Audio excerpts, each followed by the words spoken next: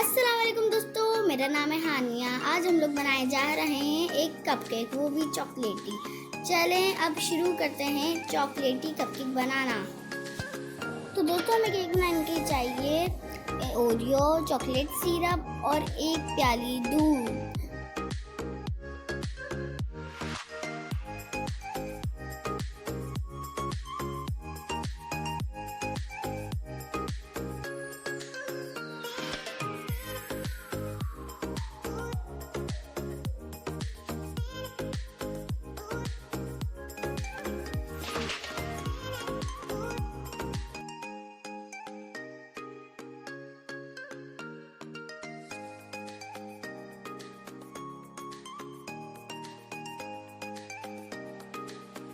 तो दोस्तों हमने इसको अच्छे से ग्राइंड कर लिया है। अब हम इसके सेंटर में चॉकलेट सिरप डालेंगे। दोस्तों आप हमारे चैनल 𝗖𝗙𝗵𝗏 को सब्सक्राइब भी कर देगा और बेल आइकन भी प्रेस कर दिएगा।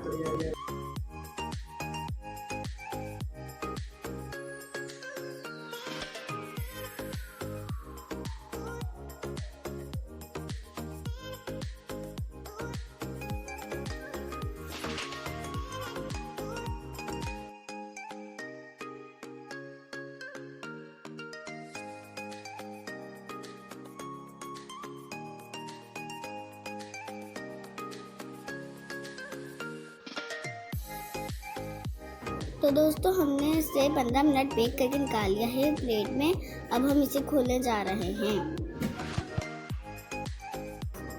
Wow, it's delicious.